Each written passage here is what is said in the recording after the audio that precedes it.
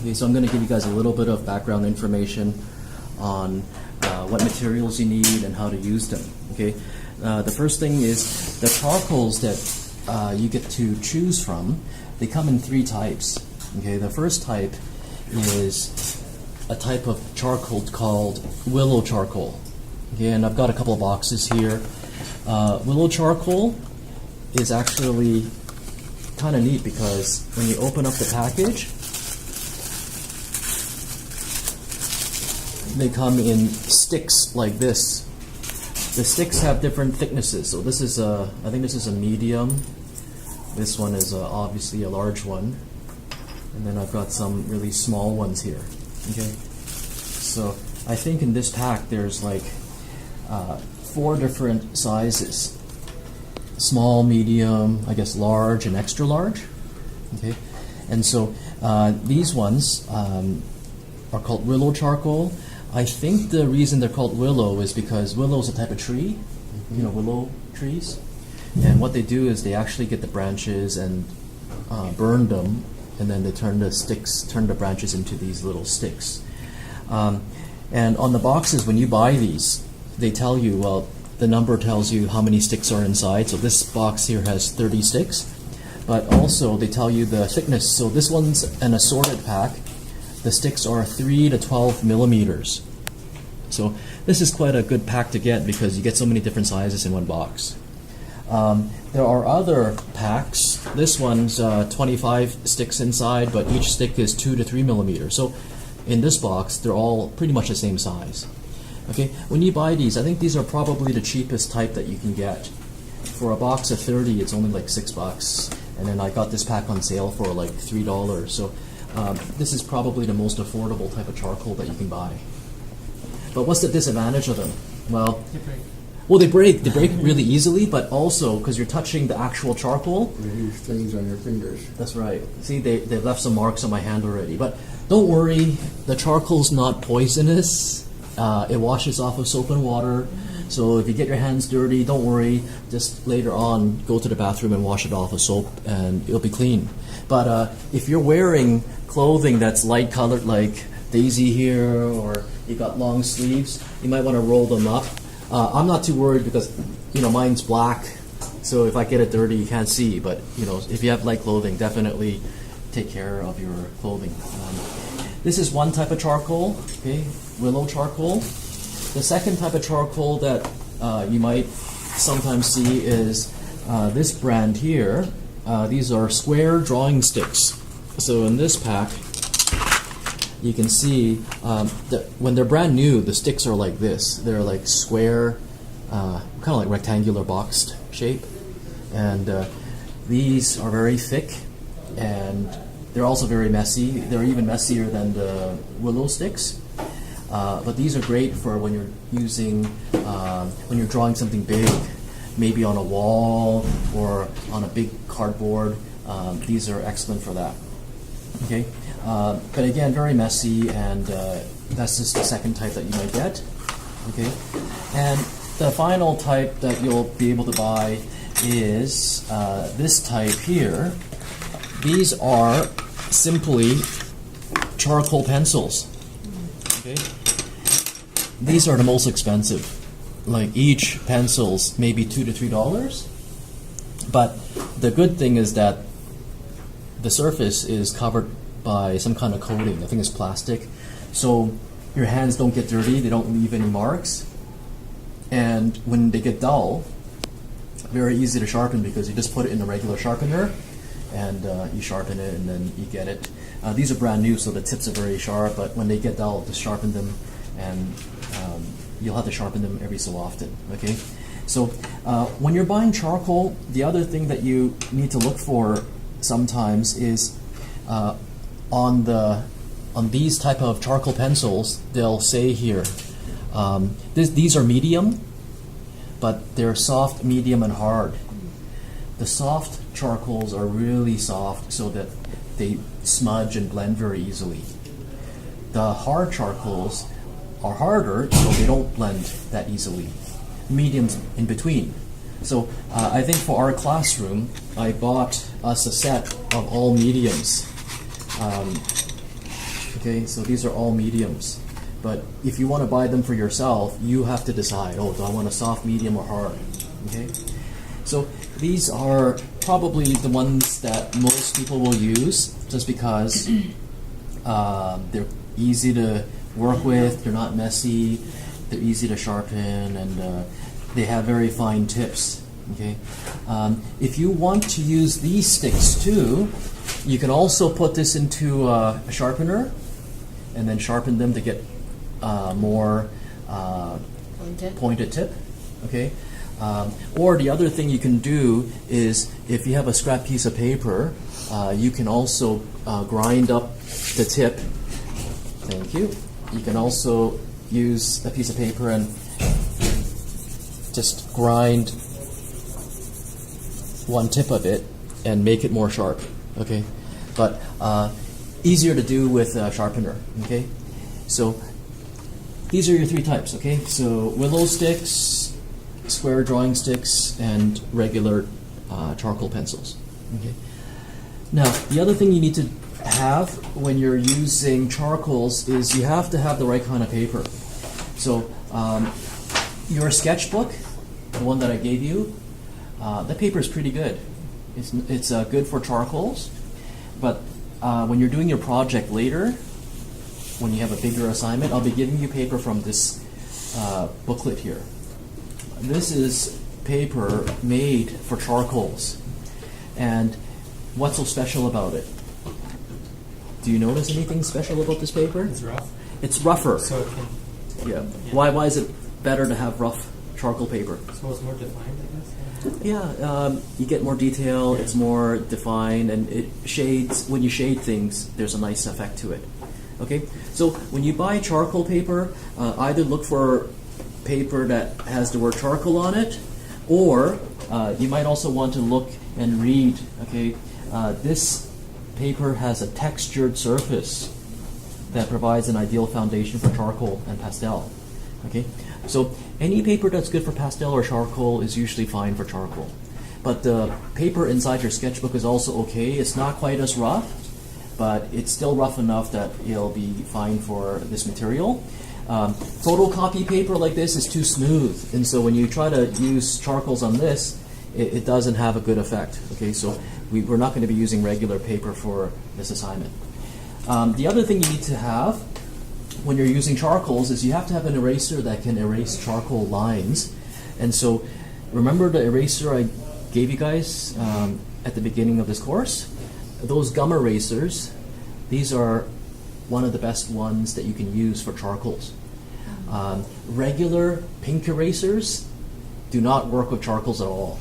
They basically scratch the paper and smudge your charcoal, making it even worse. This type of eraser can actually pull charcoal marks off the paper.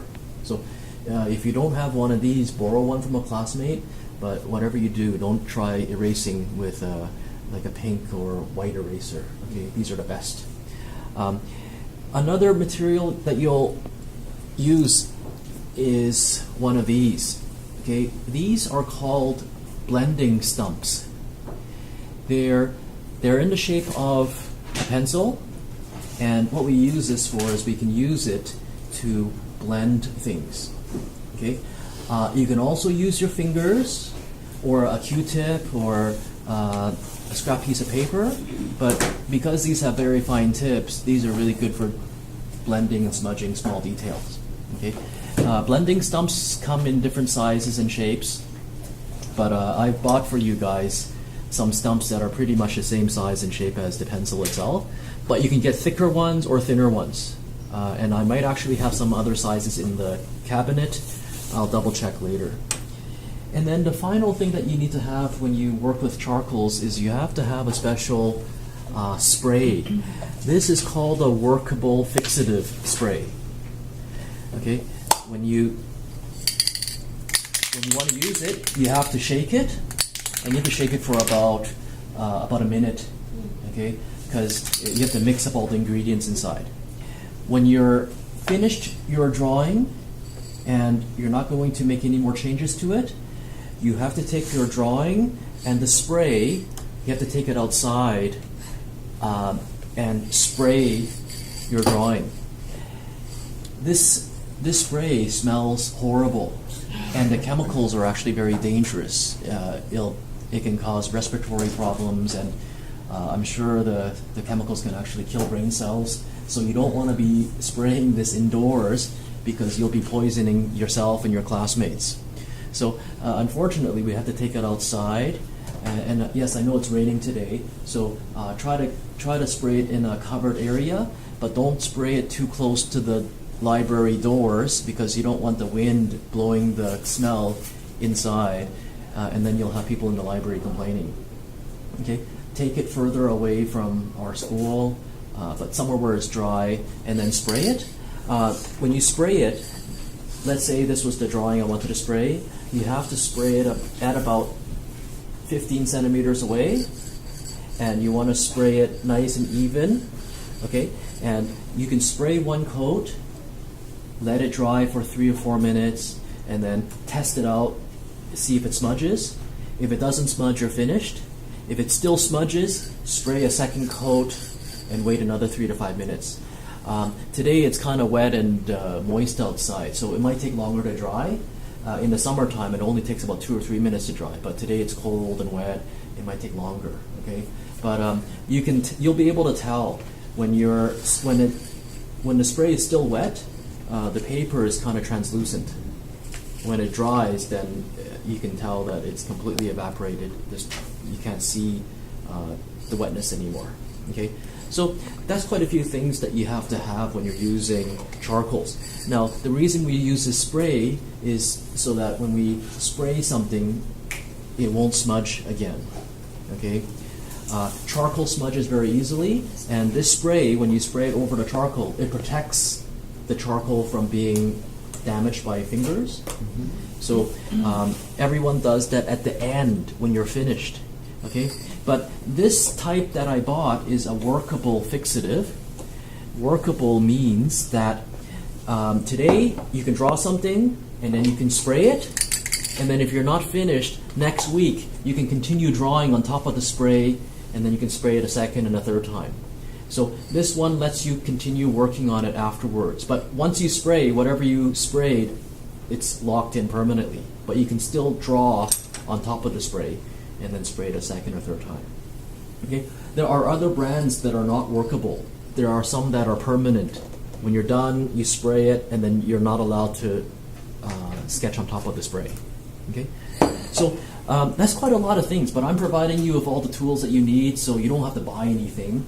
But if you were to start, well, it would probably cost you about $20 to get started, because you'll have to buy a sketchbook of paper. That's about $8 to $10. You'll probably have to buy a couple of pencils, maybe $2 or $3 each. You'd have to buy a spray, which is about $5 or $6. Stump is about 50 cents to $1, and an eraser is 50 cents to $1. So if you had everything in front of you, it would be about $20 for one set. Okay, but I'm giving you everything, so don't worry about that. So what are some techniques you can use? Well, charcoals are very similar to pencils.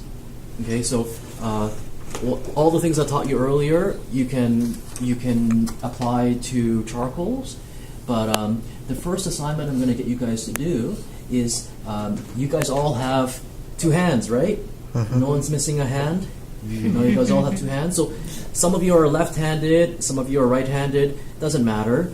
I'm right-handed, so what I'm going to do is, in my sketchbook, I'm going to draw a picture of my hand, but I'm going to practice and draw in all the little lines and wrinkles I've got on my hand.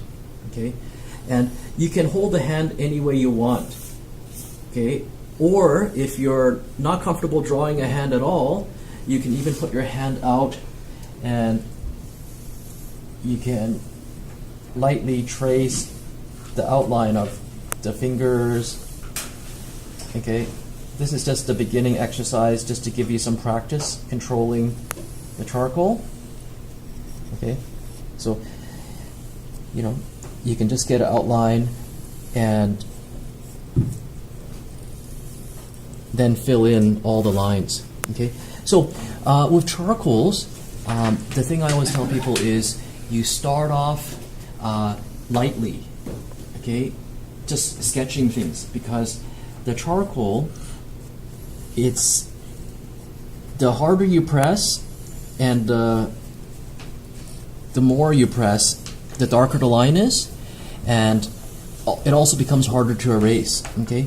So what I usually do is anytime I'm drawing something, I just get the outline of it first, lightly, okay? And I don't think I did a good job with the sketch because my fingers look really thick, okay? But, okay. And you can tell that some of the lines on my hand, okay, are quite thin, barely visible, okay? So you can, if you want light lines, you just touch the paper very lightly, okay? You want darker lines, you can press harder, okay? You can see the difference. As I press harder and lighter, you can get different thicknesses and darknesses, okay? There's also a couple of different techniques to using charcoals. One of the things that you're going to try is you can use different techniques to shade things, okay? So if there are parts of your hand that are darker, you can use your fingers and rub the charcoal in one direction, and then that will shade. But you can also use one of these stumps, and you can see here I can soften the lines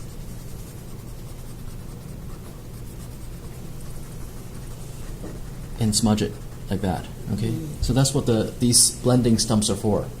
You may or may not use it, but it's there if you want it. There are other techniques that you can use to shade besides smudging. Does anyone know the name of this technique?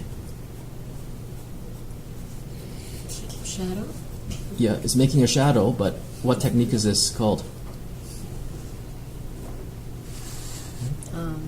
Okay. 3D. Okay. That's called hatching. Okay. That's when you're using lines that are parallel like that. Okay. That's one way of making shadows. Some of you might have heard of the technique called cross-hatching.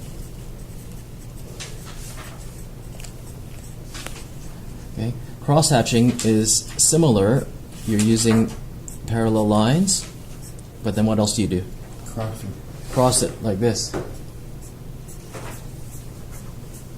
Okay.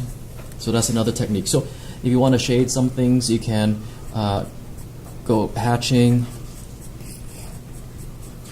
like that, or you can go the opposite direction and do cross-hatching too. Okay, so that's another technique. And after you do that, you can even use the blending stump to blend it even further. Okay, so when you look at my hand, I don't have these shadows. I'm just using my hand as a demo, but later on when you're doing your other assignments, you can do that. There's also another effect called stippling.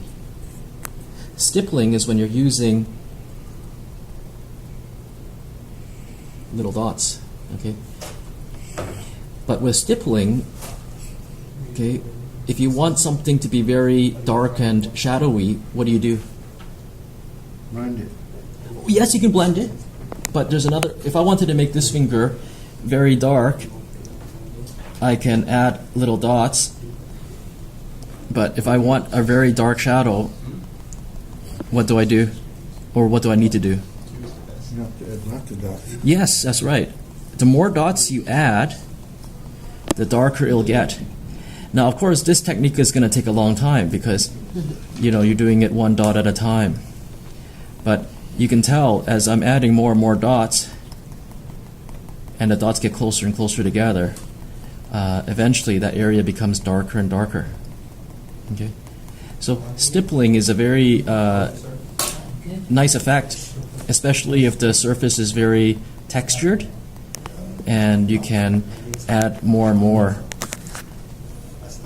Okay, so that's another technique. Okay, so hatching, cross-hatching, and stippling are some of the effects that you can use while doing your assignments later. And then there's one more. Okay, sometimes if you already have a shadow, okay, and it's already been blended, okay, so let's say this finger was already shaded in, okay, of course it's too dark now, but let's say it was shaded in, I can go back with an eraser, and if I wanted one part of it to be darker and one part to be lighter, I would just use my eraser and clean up one side of it, and that removes the charcoal. The part that I don't erase still remains dark, and then I've lightened one area. Okay, that's a third technique you can. That's a fourth technique you can use to make shadows. Okay, and there's one more technique that they sometimes use. I call it contour hatching. Okay, so let's say you had a tube that you wanted to shade, and one side was dark, one side was light, and I could use hatching, cross-hatching, or stippling to make one side darker, but instead of using straight lines, what am I using? Curved line. Now, why would I use curved lines? To give it that look. To give it that look of what? Curvature. Curvature, yeah. Okay, so in some cases you might avoid using perfectly straight lines if the object you have has a curve to it or a certain contour, and that just simulates and tells people that, hey, this surface is round or curved. Okay, so by doing that, people can tell that this is a cylinder. Okay, so there's quite a few different techniques, but for your hand, all I really want you to do is by drawing your hand, and if you're able to get all the little lines that you see, you're going to be getting quite a bit of practice today, learning how hard to press and being able to control your charcoal. And everyone's got different lines, so no two hands are going to look exactly the same. And then if you notice that it's getting dull, you can sharpen it, and when you sharpen the stick, the lines will be even more clear and defined. Okay, so hopefully you guys all have good eyesight, because it'll take you a while to get all the little lines that you've got. And some people have little scars or fingernails or hair on their hands or veins. If you see anything that is in your hands, make sure you draw it and get all the detail that you can. Okay, so it's going to take a while to finish a hand, just simply because each person's hand has so many little fine lines. I don't think anyone's going to be finished in like 5 minutes. It's going to probably take you about 30-40 minutes to do that. And then later today, I'm going to bring out some objects.